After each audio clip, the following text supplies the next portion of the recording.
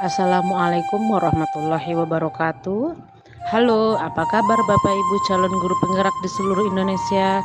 Perkenalkan, saya Cici Indrawati, calon guru penggerak angkatan 8 dari SDN 02 PPA Kota Solo, Sumatera Barat. Izinkan saya memaparkan hasil aksi nyata saya pada modul 1.4 tentang budaya positif. Selamat menyaksikan, salam guru penggerak.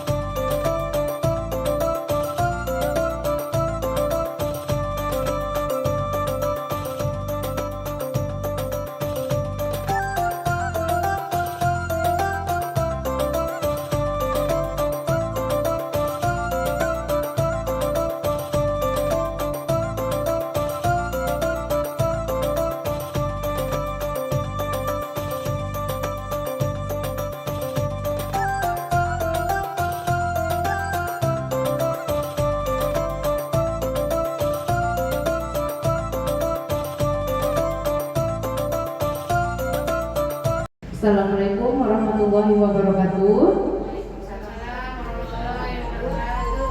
Selamat siang Bapak Ibu semuanya. Baiklah. Alhamdulillah saya mengucapkan banyak terima kasih kepada Bapak dan Ibu sudah berkenan dan menyempatkan hadir pada siang hari ini guna untuk membantu teman kita, salah satu teman CGP kita dalam melaksanakan tugas aksi nyatanya tentang pembebasan budaya positif di sekolah. Puji dan syukur marilah sama-sama kita ucapkan atas kehadiran Allah Subhanahu wa taala, karena berkat rahmat dan karunia beliau kita bisa berkumpul di ruangan ini. Dan selawat beserta salam marilah sama-sama kita ucapkan dan kirimkan kepada Nabi besar kita, yakni Nabi Muhammad Sallallahu Alaihi Wasallam. Dan untuk tidak memperpanjang kata mukadimah, kita persilakan kepada Ibu Kepala Sekolah SDN 02 PPA untuk menyampaikan beberapa kalimat penyemangat dan beberapa motivasi untuk kita semua tentang kegiatan kita hari ini. Untuk itu kepada Ibu Kepala Sekolah, waktu dan tempatnya kami persilakan.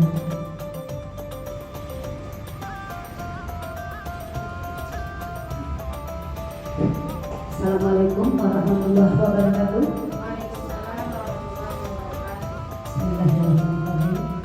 Kembali kita bersyukur kepada Allah Subhanahu wa taala yang telah memberikan kita rahmat serta karunia-Nya sehingga kita bisa berkumpul di ruangan kelas 6 di SDN 02 Pesantren Air Mati yang sama-sama kita cintai ini. Selawat beserta salam tidak lupa kita kirimkan pada junjungan kita Nabi besar Muhammad Sallallahu Alaihi Wasallam.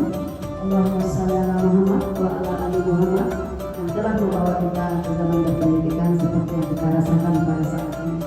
Bapak dan Ibu yang sama-sama kita hormati dari majelis guru serta pegawai SDN 02 Pasar Pandan Air Mati, dan juga kepada ibu-ibu kami banggakan dari calon guru penggerak angkatan 8, di mana hari ini pada penampilan kedua aksi nyata dari Ibu Cici Indrawati. Mari kita simak sama-sama kepada Ibu sebagai motivasi juga bagi kita tentang pembebasan budaya positif di sekolah. Mudah-mudahan nanti apa yang disampaikan oleh Ibu Cici Indrawati ini kepada kita bersama bisa pula hendaknya kita ambil manfaatnya dan dapat kita budayakan juga yang positif itu pada kelas dan lingkungan sekolah kita masing-masing. Nah, pesan saya Bapak dan Ibu, ikutilah kegiatan ini sebaik-baiknya sehingga kita juga bersemangat Bapak dan Ibu mempelajari ilmu-ilmu yang didapat oleh calon guru penggerak kita ini, sehingga sekolah kita nanti menjadi sekolah yang baik dan menjadi sekolah penggerak di masa depannya. Nah, kepada Ibu Cici, semoga Ibu Cici bisa memberikan yang terbaik kepada kita semua. Hanya itu yang bisa Ibu sampaikan. Terlebih dan terkurangnya saya mohon maaf jika ada kata-kata yang tidak pada tempatnya. Billahi taufiq wal hidayah. Assalamualaikum warahmatullahi wabarakatuh.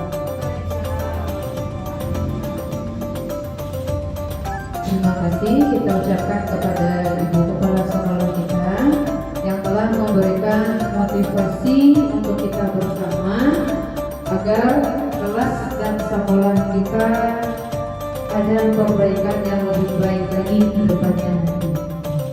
Untuk selanjutnya tentang pembebasan budaya positif di sekolah ini, materinya akan disampaikan oleh Ibu Cici Indrawati. Kepada Ibu Cici, waktu dan tempatnya kami persilakan. Bismillahirrahmanirrahim. Assalamualaikum warahmatullahi wabarakatuh. Oke, terima kasih saya ucapkan kepada Bapak Ibu yang sudah bersedia hadir pada kesempatan kali ini untuk mengikuti kegiatan pengibasan budaya positif di sekolah sebagai salah satu tugas bagi saya untuk berbuat aksi nyata pada pukul 1.4. Baik, adapun materi kita pada hari ini yaitu budaya positif di sekolah.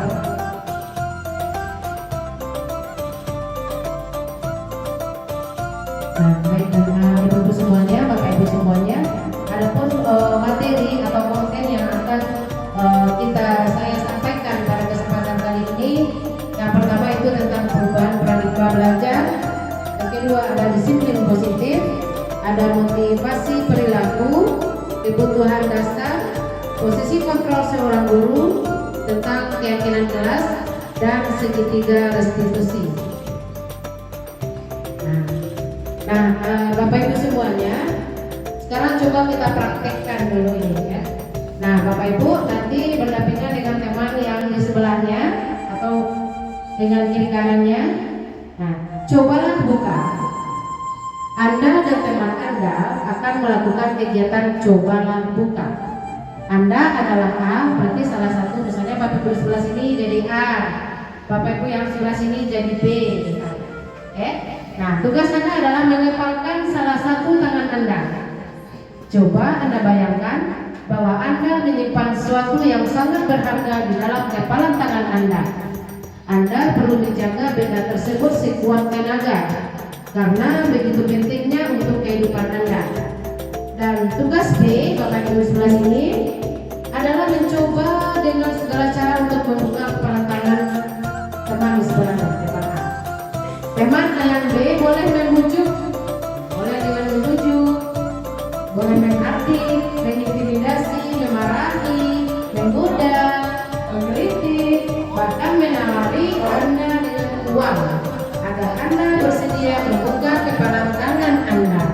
Nah, ayo, kira-kira Bapak Ibu yang di posisi A mau tidak membuka kepala tangannya? Ayo, silakan yang B boleh berusaha. Ada yang menggelitik, ada yang berusaha, ada yang dibujuk-bujuk. Ya, akhirnya ada yang berhasil membuka kepala tangan. Oke, ada sesuatu ya di balik tangannya. Oke, akhirnya bersalaman. Nah, baik Ibu Bapak Ibu semuanya. Nah, dari kegiatan tadi ada pertanyaan pemantik. Nah, ini. Nah, pertanyaan pertama, apakah Anda atau B membuka kepala tangan Anda? Mengapa? Apa alasan Anda atau B membuka kepala tangan Anda? Nah, kira-kira kenapa Bapak Ibu membuka kepala tangan Anda? Nah, apakah Bapak Ibu membuka kepala tangan tadi karena digelitik, karena dibujuk, atau karena takut sehingga akhirnya ya buka saja lah. Nah, akhirnya tangan Anda dibuka karena digelitik. Ya, berarti karena ada alasan, karena digelitik. Oke. Ada yang ibu ini berarti karena kemauan sendiri. Oke. Yang kedua, apakah Anda atau B menutup kepala tangan Anda? Mengapa? Apa alasan Anda atau B tetap menutup kepala tangan Anda? Kira-kira tadi apakah Bapak Ibu tetap menutup atau membuka atau memang membuka sendiri? Sudah tadi sudah dijawab. Ada yang karena digelitik dan ada juga yang karena dibuka sendiri. Nah, dalam kegiatan yang kita lakukan tadi, sesungguhnya siapa yang memegang kendali atau kontrol untuk membuka atau menutup kepala tangan? Siapa kira-kira? Iya, diri kita sendiri. Oke, Bapak Ibu. Nah, yang dapat mengontrol diri kita yaitu kita sendiri. Ketika kita mau membuka kepala tangan, ya kita buka. Tapi kalau kita tidak mau membuka kepala tangan kita, walaupun kita dibujuk, kita digelitik, bahkan dikasih uang, nah kita tetap tidak mau karena kita punya kontrol untuk diri kita sendiri. Kita tidak mau membuka, kita mau membuka itu kembali kepada diri kita sendiri. Nah, begitu juga kepada murid-murid kita, Bapak Ibu. Murid-murid kita ini kan sudah lahir dengan kodratnya masing-masing, baik dari kodrat alamnya maupun kodrat alamnya, kodrat alam dan kodrat zamannya. Kita sebagai guru, kita tidak bisa mengontrol mereka. Oh, kamu harus jadi A, kamu harus jadi B. Tidak, karena yang mengontrol diri mereka hanya mereka sendiri. Kita cukup cuma bisa mengarahkan seperti posisi B tadi. Ada yang meneliti, ada yang memberi uang, ada dengan memujuk, dan akhirnya terbukalah kepala tangan. Begitu juga dengan mulut kita. Kita berikan pelajaran, kita berikan pembiasaan yang positif, akhirnya dengan sendirinya mulut kita tadi dari kelakuannya yang masih belum sesuai dengan aturan bisa berubah menjadi sesuai aturan. Jika kita ibaratkan seperti kertas, anak-anak ini kan mutakhir ibaratkan seperti kertas tapi sudah ada garis putus-putusnya, ada berupa gambar tapi masih putus-putus. Tugas kita hanyalah menjelaskan garis putus-putus tadi akan menjadi sebuah gambar apa nantinya. Kira-kira seperti itulah posisi kontrol tersebut. Kita lanjutkan. Nah, bagaimana seseorang bisa berubah dari paradigma stimulus respon kepada pendekatan teori kontrol? Nah, Stephen R. Covey mengatakan bahwa bila kita ingin membuat kemajuan perlahan, sedikit-sedikit ubahlah sikap atau perilaku Anda. Namun bila kita ingin memperbaiki cara-cara utama kita, maka kita perlu mengubah kerangka acuan kita. Ubahlah bagaimana Anda melihat dunia, bagaimana Anda berpikir tentang manusia. Ubahlah paradigma Anda, skema pemahaman, dan penjelasan aspek-aspek tertentu tentang realitas. Nah, disiplin positif dan nilai-nilai kebajikan. Pertama, perubahan paradigma belajar. Nah, perubahan paradigma baru merupakan pergeseran cara pandang kita mengenai aktivitas belajar. Teori kontrol telah merubah cara pandang kita tentang aktivitas belajar. Kalau dulu kita mengenal stimulus respon, kita beri stimulus pada anak kita merespon. Kalau sekarang ada namanya teori kontrol. Adapun ciri-cirinya, kalau stimulus respon itu realitas atau kebutuhan kita sama. Sedangkan teori kontrol, realitas atau kebutuhan kita berbeda. Yang kedua, semua orang melihat hal yang sama. Kalau teori kontrol, setiap orang memiliki gambaran yang berbeda-beda. Yang ketiga, kita mencoba mengubah orang agar berpandangan sama dengan kita. Sedangkan teori kontrol, kita berusaha memahami pandangan orang lain tentang dunia. Yang keempat, perilaku buruk dilihat sebagai suatu kesalahan. Sedangkan pada teori kontrol, semua perilaku memiliki tujuan. Yang kelima, orang lain bisa mengontrol saya. Sedangkan pada teori kontrol, hanya Anda yang bisa mengontrol diri Anda. Yang keenam, saya bisa mengontrol orang lain. Sedangkan pada teori kontrol, Anda tidak bisa mengontrol orang lain. Jadi intinya kalau stimulus respon ini masih kita sama seperti dulu. Kita berikan pertanyaan, anak menjawab. Kalau kita suruh tulis, anak harus tulis. Gitu. Buat pertanyaan, buat kalimatnya, buat kalimatnya. Kalau pada stimulus respon bisa jadi nanti bisa anak-anak ini kita munculkan berupa gambar, mungkin hasil bagi mereka. Kita tidak juga menyalahkan kalau mereka hanya ingin tidak mau menulis, mereka maunya langsung jawab. Bisa juga seperti itu. Nah, berikutnya ada disiplin positif. Kata disiplin, biasanya kalau kita di sekolah pasti anak-anak akan disiplin. Kita tahunya disiplin itu kalau tidak disiplin nanti akan ada hukumannya atau ganjarannya. Nah, kata disiplin juga sering dihubungkan dengan hukuman. Padahal itu sungguh berbeda. Karena belajar tentang disiplin positif tidak harus dengan memberi hukuman. Justru itu adalah salah satu alternatif terakhir dan bila perlu tidak digunakan sama sekali. Bapak pendidikan kita, Bapak Ki Hajar Dewantara menyatakan bahwa disiplin yang dimaksud adalah disiplin diri yang memiliki motivasi internal. Jika kita tidak memiliki motivasi internal, maka kita memerlukan pihak lain untuk mendisiplinkan kita atau motivasi eksternal, karena berasal dari luar, bukan dari dalam diri kita sendiri. Nah, sebagai pendidik, tujuan kita adalah menciptakan anak-anak yang memiliki disiplin diri sehingga mereka bisa berperilaku dengan mengacu pada nilai-nilai kebajikan universal dan memiliki motivasi intrinsik bukan ekstrinsik. Jadi intinya kalau motivasi intrinsik ini memang dari dalam dirinya mereka melakukan suatu hal, kalau motivasi ekstrinsik mereka melakukan suatu hal karena takut atau juga karena ada pengaruh lain. Misalnya mereka disiplin itu karena takut kalau nanti tidak disiplin dapat hukuman misalnya. Nah seperti itulah kira-kira kalau yang motivasi ekstrinsik. Nah berikutnya nilai-nilai kebijakan universal. Nilai-nilai kebajikan universal adalah sifat positif manusia yang merupakan tujuan mulia yang ingin dicapai setiap individu. Seperti yang telah dikemukakan oleh Dr. William Glasser pada teori kontrol, mereka menyatakan bahwa setiap perbuatan memiliki suatu tujuan. Dan selanjutnya Diane Glasser mengemukakan bahwa dengan mengaitkan nilai-nilai kebajikan yang diyakini seseorang, maka motivasi intrinsiknya akan terbangun sehingga menggerakkan motivasi dari dalam untuk dapat mencapai tujuan mulia yang diinginkan.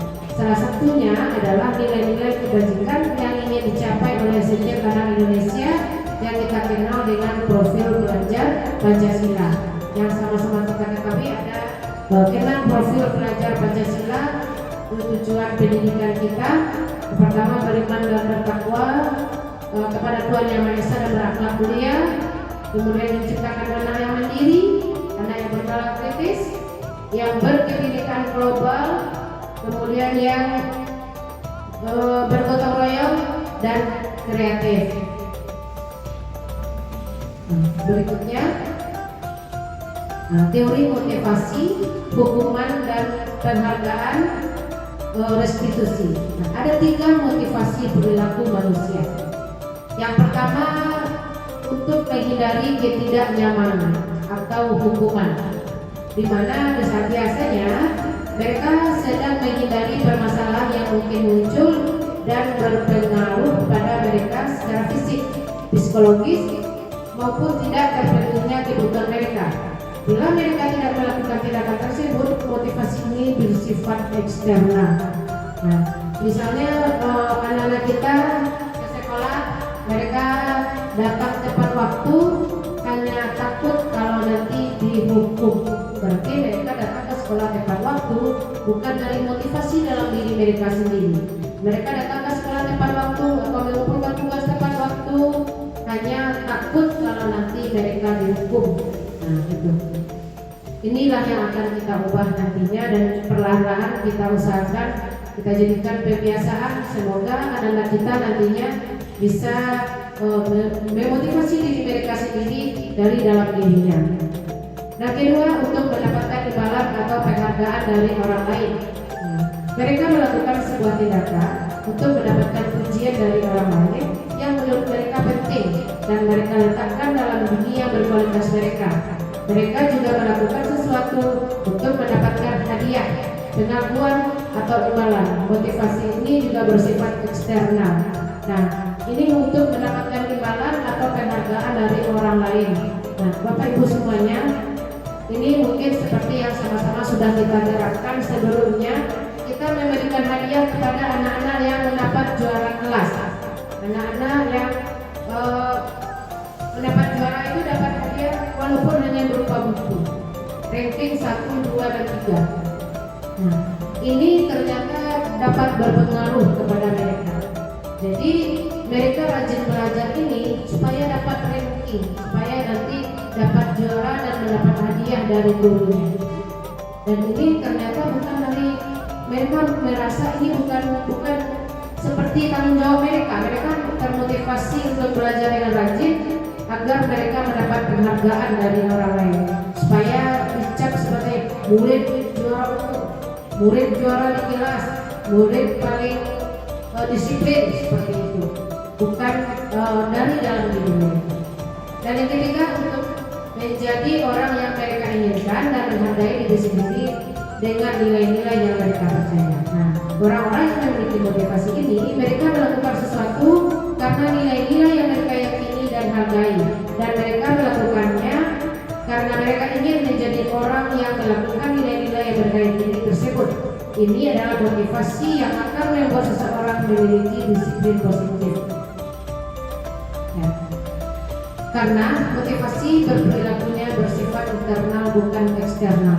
Jadi pada posisi motivasi yang ketiga inilah seharusnya yang ada pada murid-murid kita di sekolah. Mereka melakukan sesuatu karena mereka menghargai diri mereka sendiri dan memiliki nilai-nilai yang mereka percayai. Nah, kita ambil contoh saja Bapak Ibu. Bapak Ibu kalau pergi naik motor ke sekolah itu pasti menggunakan helm tidak? Iya. Kenapa menggunakan helm? Jaga keselamatan atau karena takut ditilang Pak polisi? Nah, karena kita yakin dengan menggunakan helm tadi kita akan selamat selama di perjalanan. Apabila kita menggunakan helm kalau karena hanya ada takut polisi nanti di depan akan menilang kita, berarti kita gunakan helm bukan karena dari motivasi intrinsik, itu berarti karena motivasi eksternal. Begitu juga kenapa Bapak Ibu menggunakan masker misalnya. Kenapa Bapak Ibu mencuci tangan sebelum makan? Karena kita yakin dengan kita mencuci tangan nanti maka apapun yang kita makan bersih, kita tidak akan sakit. Kalau kita tidak cuci tangan atau apakah kita cuci tangan hanya karena memang itu aturan sebelum makan? Nah, berarti itu kan bukan dari diri dalam itu. Begitu juga dengan murid-murid kita. Nah, ini adalah contoh nilai-nilai kebajikan yang universal. Sebagai seorang pendidik, Anda perlu hadir di suatu pelatihan. Motivasi apakah yang mendasari tindakan Anda?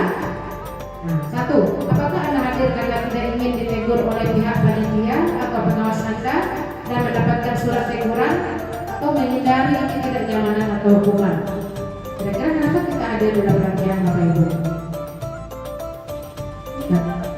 Nah, karena kita ingin mendapatkan ilmu, berarti itu sudah motivasi intrinsik kita.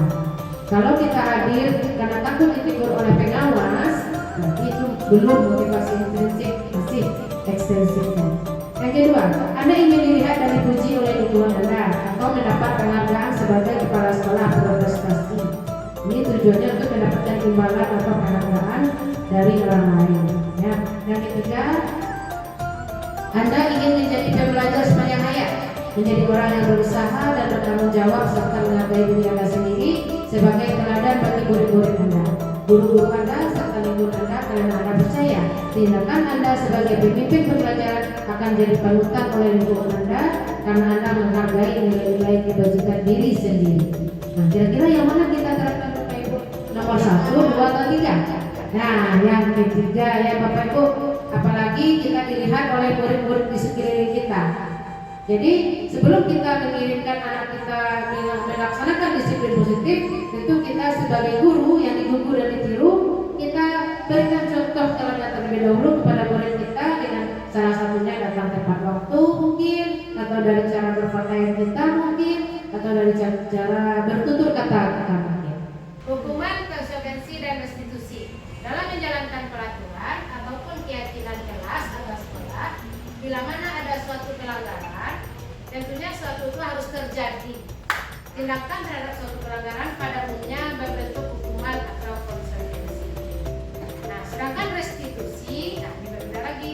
Restitusi adalah proses menciptakan kondisi bagi murid untuk memperbaiki kesalahan mereka, sehingga mereka bisa kembali pada kelompok mereka dengan karakter yang lebih kuat. Restitusi juga merupakan proses kolaborasi yang mengajarkan murid untuk mencari solusi untuk masalah mereka dan membantu murid berpikir tentang orang seperti apa yang mereka inginkan dan bagaimana mereka harus memperlakukan orang lain. Nah, jadi kalau hukuman tadi kan datangnya hanya dari guru, ya. Kalau hukuman itu biasanya datang dari guru. Kamu terlambat, yuk bisa, kan dari guru.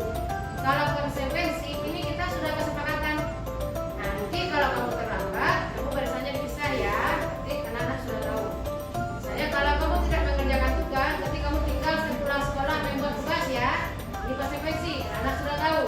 Tapi kalau kamu tidak buat PR, buat di luar, akan mendadak, akan dari guru saja. Sedangkan restitusi, anak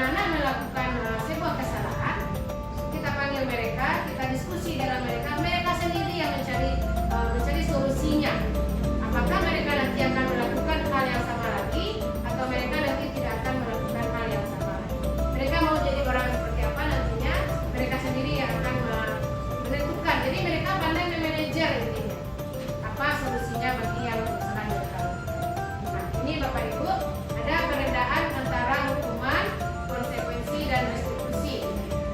Nah, bila kita melaksanakan hukuman, ini identitas anak kita akan dapat. Ya. Dan apabila kita melaksanakan konsekuensi atau restitusi, ini definisi N. Nah, identitas anak kita akan sukses. Nah, apabila hukuman itu sesuatu yang menyakitkan harus terjadi, sedangkan konsekuensi itu sesuatu yang harus terjadi tapi tidak menyakitkan. Kalau restitusi, ini restitusi merupakan pilihan. Kalau hukuman yang kedua, tidak nyaman untuk murid. Nah, untuk jangka waktu yang panjang, lama terkena dana. Kalau konsekuensi tidak nyaman untuk murid, cuma jangka waktu yang pendek. Sedangkan restitusi menguatkan untuk murid atau anak dalam jangka waktu yang panjang. Jadi, tidak ada mereka yang merasa tidak nyaman. Mereka merasa dikuatkan kalau tiba di restitusi. Nah, kemudian di hukuman, korban mendapatkan keadilan. Kalau di konsekuensi, korban bisa diabaikan. Sedangkan di restitusi, korban mendapatkan gantinya, menemukan solusinya. Kemudian yang keempat, murid dan anak tersakiti apabila dihukuman. Kalau konsekuensi, murid dan anak dibuat tidak nyaman. Kalau di restitusi, murid-murid atau anak mendapatkan penguatan. Kemudian yang terakhir, perilaku pasif atau agresifnya lebih meningkat. Kalau di konsekuensi, penguatan hanya bertahan dalam jangka waktu pendek. Kalau di restitusi, masalah terpecahkan. Ini perbedaan tadi. Nah, ini salah satu contoh kata-katanya Bapak Ibu. Nah, ya. Peraturannya adalah berarti kalau di hukuman kita itu memang menjelaskan. Peraturannya adalah kamu harus gini. Kita memang nanti harus melakukan apa yang kita inginkan, apa yang kita mau. Sedangkan pada konsekuensi, kita ingat kembali anak kita ini. Apa peraturannya? Mampukah kamu melakukannya? Ya. Terima kasih ya, kamu sudah melaksanakan kesepakatan kita. Kalau pada restitusi, apa yang kamu yakini? Apa yang kamu yakini? Apa yang bisa kamu lakukan untuk memperbaiki masalah ini? Jadi kita lebih seperti berdiskusi kepada anak apabila kita laksanakan restitusi. Kemudian pada hukuman, murid atau anak membenci peraturan. Kita benci akan peraturan karena mereka menerima hukuman. Kalau konsekuensi, murid dan anak lebih menghormati peraturan, kan kita yang buat, kita yang harus patuhi. Masa ya kita yang buat peraturan, kita akan langgar juga. Sedangkan pada restitusi, murid atau anak lebih menghormati dirinya dan orang lain. Nah, negatifnya ada kalau pada hukuman ini negatifnya, contoh kalimat negatifnya, awas kalau dilakukan lagi ya, nanti awas kamu ya. Nah, gitu. Jadi kita sudah memberikan hukuman kepada anak kita. Karena pada konsekuensi, lalu lakukanlah apa yang saya katakan. Sedangkan pada restitusi, contoh kalimatnya, apakah hal ini yang sesungguhnya kamu ingin lakukan? Ini kan lebih berbeda kalimatnya. Nah, ini perbedaannya masih sama ya. Kalau hukuman itu dia lebih kepaksaan, kalau konsekuensi lebih ke stimulus dan respon, dan restitusi ini lebih kita menerapkan teori kontrol. Dan yang ini, kalau hukuman itu dibuat oleh guru, konsekuensi dibuat oleh guru dan murid atau anak, dan teori kontrol itu dibuat oleh murid atau anak. Mereka sendiri yang menemukan solusinya. Nah, Bapak Ibu, di sini saya punya sebuah video, contoh video penerapan segitiga restitusi, bagaimana mereka menerapkan segitiga restitusi.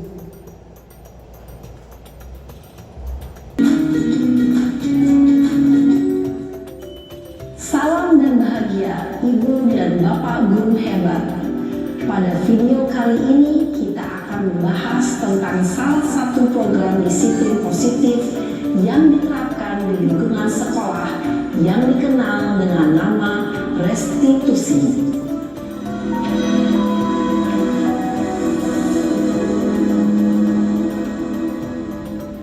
Restitusi dikembangkan oleh pakar pendidikan Diane Gosem.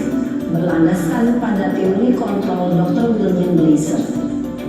Segitiga restitusi adalah suatu proses dialog yang dijalankan oleh guru atau orang tua agar dapat menghasilkan murid yang mandiri dan bertanggung jawab. Pada saat guru di posisi manajer, aspek yang dikembangkan pada murid adalah motivasi intrinsik, sehingga penanaman nilai-nilai kebajikan dapat tumbuh dan berkembang menjadi suatu kebiasaan positif yang akhirnya membentuk karakter murid. Proses dialog ini terdiri dari 3 langkah yang digambarkan pada ketiga sisi pada segitiga restitusi. Sisi pertama adalah menstabilkan identitas. Sisi yang kedua adalah validasi tindakan yang salah. Dan sisi yang ketiga adalah menanyakan keyakinan. Ibu dan Bapak guru, berikut ini akan ditunjukkan bagaimana seorang guru berada dalam posisi manajer menggunakan penerapan segitiga restitusi.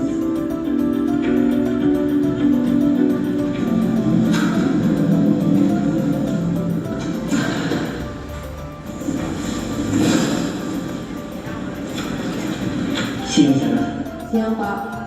sudah lama nggak ketemu Sarah. Kenapa hari ini ada di sini? Kesel Pak, kesel banget. Masa aku dikatain tukang fitnah Pak? Ya aku marah lah. Aku balik dikatain Eka di depan kelas. Kesel banget. Oh begitu. Ya pasti kamu marah dan kesal. Bapak juga akan marah apabila ada yang menuduh Bapak seperti itu. Kemudian pada saat itu kamu mau melakukan apa? Ya saya langsung ngatain Eka lah Pak. Kesel banget. Saya bentak-bentak dia depan teman-teman lain. Oh begitu. Pasti kamu melakukan seperti itu karena satu alasan tertentu bukan? Iya lah, masa saya diam saja Pak? Ya saya bela diri lah. Masa saya dituduh tukang fitnah? Ya wajar lah. Mempertahankan harga diri itu sesuatu yang penting buat kamu. Untung kamu tidak bertindak lebih gegabah lagi. Hanya membentak-bentak. Iya Pak. Untung saya masih bersabar dan hanya membentak saja. Sudah gemes padahal. Saya pasti bela diri lah. Ya pasti ya. Tapi kamu memilih untuk tetap bertahan dan bersabar. Kamu memilih untuk tidak berbuat lebih parah lagi bukan? Iya. Nah, sekarang coba kita lihat lagi tindakan kamu yang bentak-bentak Eka di kelas. Tindakan kamu itu kira-kira sesuai dengan keyakinan kelas atau prinsip kamu tidak? Enggak lah Pak. Capek Pak jadi pemarah. Jadi keyakinan atau prinsip mana yang kurang sesuai dengan keinginan kamu? Ya saya sebenarnya sangat menghargai orang lain. Mungkin saat itu saya menjadi emosi. Jadi tidak menunjukkan sikap itu. Kamu meyakini tidak? Menghargai orang lain itu penting buat kamu. Yakin lah Pak. Iya, setuju. Kita harus saling menghargai. Namun, ada juga keyakinan yang kita sepakati yang perlu kita jalankan apabila kita sedang marah, bukan? Ya saya bisa lebih proaktif. Mulai dengan diri sendiri. Saya bisa jadi lebih bersabar, mengambil waktu jeda untuk berpikir mau apa selanjutnya. Kira-kira kamu bersedia memperbaiki masalah ini tidak? Bersedia Pak. Kalau kamu memperbaiki masalah ini, kamu akan menjadi orang seperti apa? Saya akan menjadi orang yang bertanggung jawab kali ya Pak. Dan senantiasa proaktif. Iya, menurut kamu bagaimana rasanya menjadi orang seperti itu? Ya nyaman lah, bangga bisa bersabar dan menahan diri. Baiklah kalau begitu. Yuk kita pikirkan bagaimana memperbaiki masalah ini.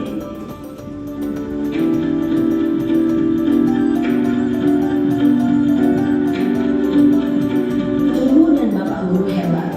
Baru saja kita menyaksikan contoh bagaimana seorang guru berada dalam posisi manajer menggunakan penerapan segitiga restitusi.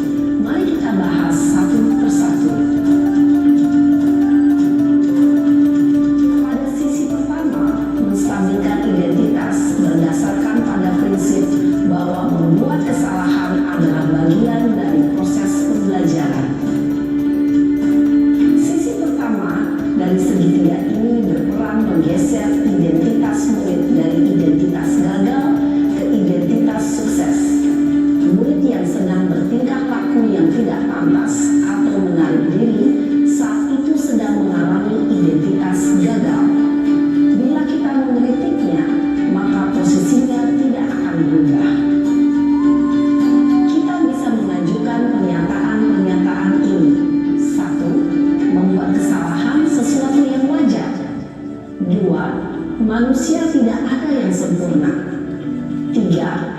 kita bisa memperbaiki masalah ini.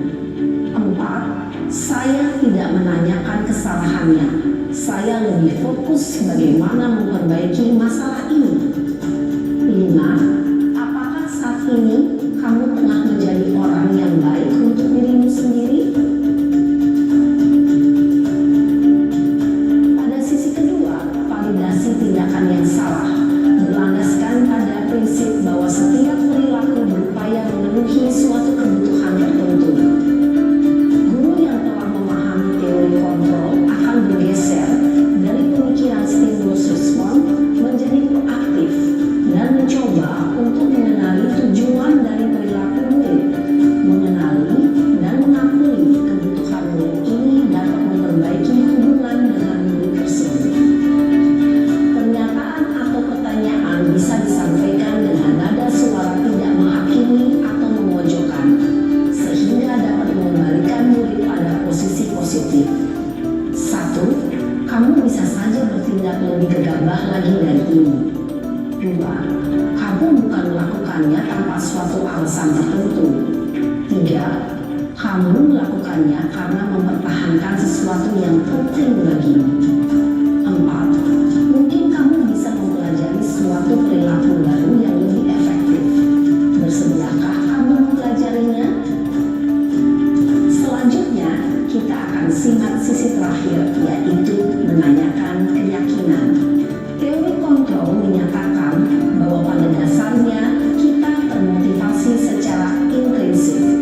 Pada saat perilaku yang salah telah divalidasi dan identitas sukses telah stabil, maka murid telah siap mengaitkan keyakinan-keyakinannya dengan tindakannya yang salah, dan pemikirannya telah bergeser ingin menjadi orang yang dituju. Pertanyaan-pertanyaan ini dapat mengaitkan keyakinan-keyakinan yang dianut murid. 1. Sebagai keluarga atau kelas, apa yang kita yakini? 2. Nilai-nilai apa yang telah kita sepakati? 3. Seperti apa gambaran sebuah kelas yang ideal bagi kamu? 4. Kamu ingin menjadi orang seperti apa?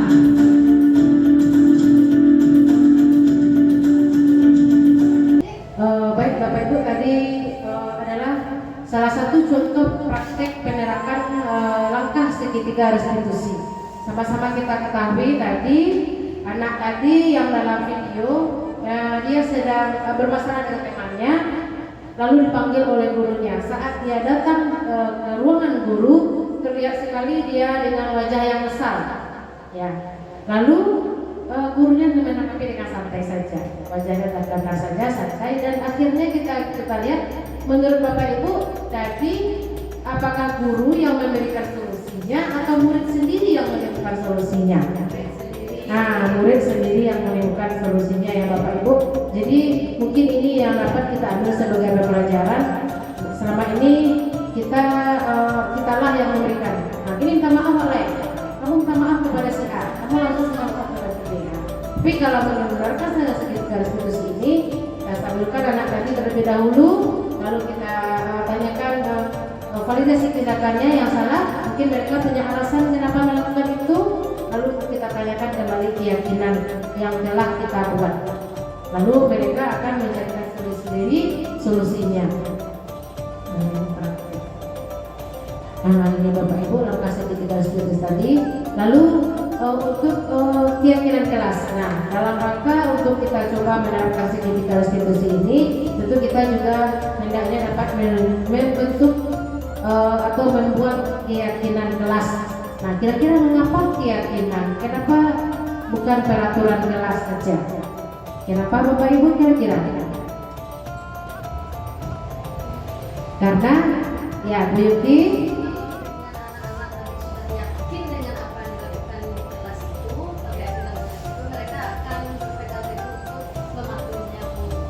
iya. Tapi kalau dengan aturan tadi satu lagi Peraturan, ya. tapi kan sudah ada jargon. Iya benar sekali. Ya, jadi intinya kalau peraturan itu datangnya dari guru, kita lah yang buat peraturan, murid mematuhi.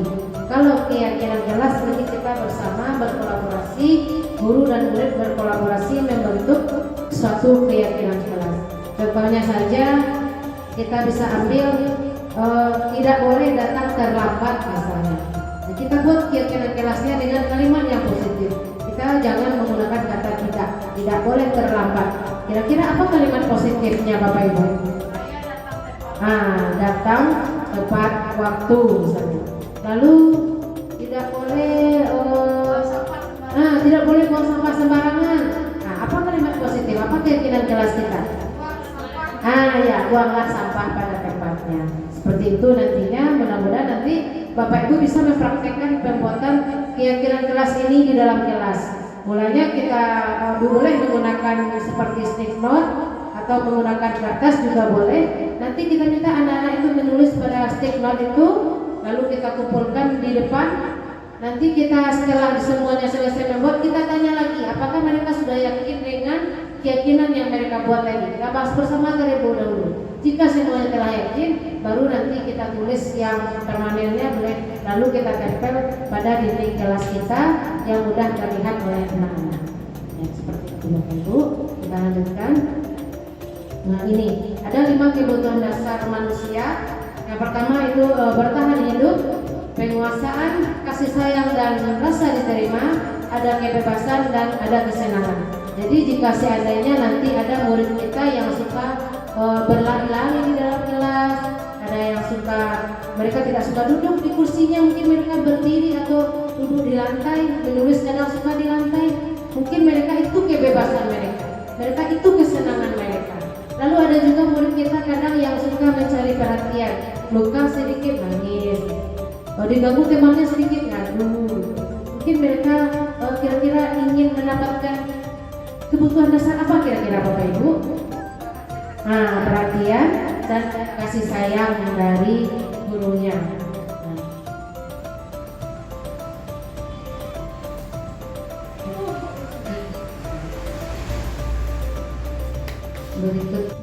Berikutnya ada 5 posisi kontrol guru. Nah Bapak Ibu, kita sebagai guru ternyata ada 5 posisi kontrol kita. Pertama sebagai penghukum, yang kedua sebagai pembuat merasa bersalah, yang ketiga sebagai teman, yang keempat sebagai pemantau, dan yang kelima sebagai manajer. Nah, apabila kita sebagai penghukum, ini kita bersifat menekan anak. Nah, kita bisa menekan anak, contohnya kamu selalu seperti ini, kamu selalu datang terlambat. Nah, kita ayo kamu lari ke lapangan. Terus kita memberikan hukuman kepada anak. Lalu pembuat merasa bersalah. Nah ini kita agak lembut bicaranya, namun membuat anak tidak nyaman. Nah dengan rasa bersalahnya, gitu. Nah, namun dia tidak nyaman, bersalah dan merasa rendah diri. Contohnya Bapak, Ibu sangat kecewa sekali dengan kamu. Tapi kan suaranya pelan, tapi dengan kata-kata Ibu sangat kecewa sekali dengan kamu. Tapi mereka akan merasa bersalah gara-gara saya, Ibu jadi kecewa. Lalu ada yang merasa guru itu sebagai teman. Nah ini nada suaranya ramah, akrab dan bercanda. Nah misalnya, ayo bantu Bapak, ayo kerjakan tugasnya dengan Ibu ya. Nah gitu. Ayo kerjakan tugasnya, kalau tidak nanti Ibu bisa dimarahi. Nah, berarti kita ada di posisi teman. Lalu sebagai berikutnya sebagai pemantau, kita memantau murid, mengawasi posisi murid ini. Misalnya kamu tahu kan kalau di sekolah kita tidak boleh berpakai sepatu hitam. Kenapa kamu pakai sepatu putih? Nah itu sebagai pemantau kita mengingatkan murid kita karena mereka sudah melanggar peraturan yang ada di sekolah kita. Dan yang terakhir sebagai manajer. Nah manajer inilah yang seharusnya posisi kontrol yang dimiliki oleh seorang guru, di mana seorang guru itu berbuat sesuatu bersama muridnya. Mereka mempersilahkan murid mempertanggungjawabkan perilakunya. Salah satunya seperti penggunaan segitiga distribusi tadi. Jadi dengan sendirinya murid tadi menemukan solusi dari masalah mereka sendiri. Nah, Bapak Ibu mungkin demikian materi tentang disiplin positif yang dapat saya sampaikan pada hari ini. Apakah ada di antara Bapak Ibu yang ingin bertanya? Kami persilahkan. Ada yang ingin bertanya? Ada? Pas? Oke, kalau sudah tidak ada hal yang bertanya, saya ucapkan terima kasih karena Bapak Ibu sudah bersedia meluangkan waktunya pada hari ini.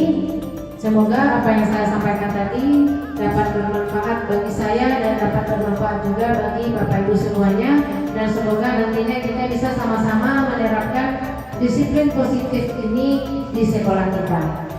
Saya mohon maaf bila ada salah-salah kata pada penyampaian materi tadi. Billahi taufiq wal hidayah. Wassalamualaikum warahmatullahi wabarakatuh. Waalaikumsalam warahmatullahi wabarakatuh.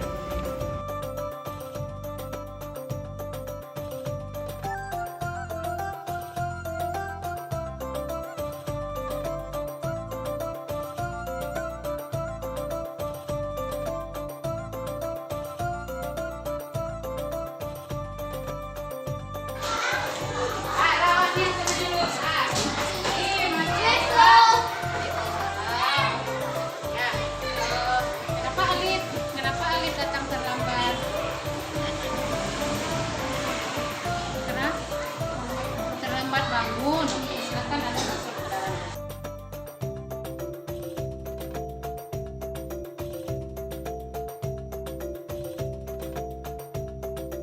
Alif, Ya Bu. Alif tahu mengapa Alif dipanggil ke sini?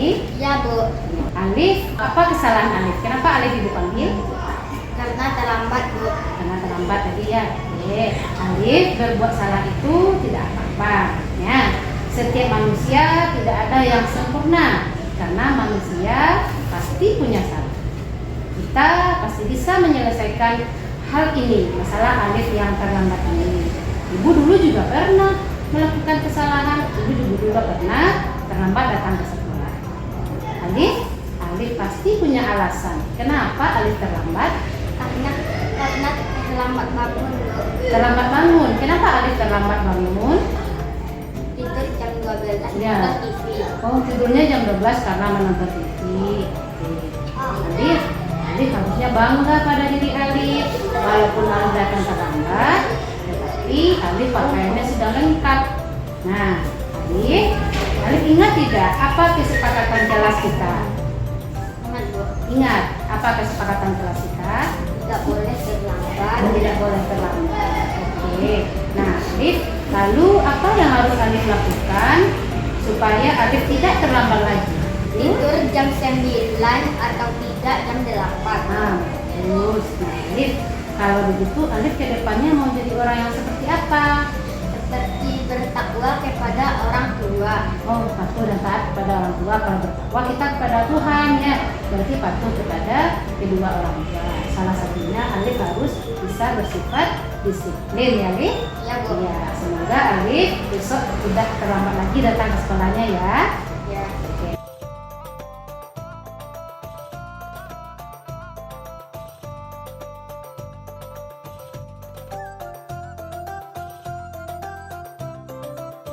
Saya merasa senang karena dinasihati oleh Bu Cici. Saya merasa tidak dimarahi oleh Bu Cici. Kedepannya saya akan berjanji tidak terlambat lagi.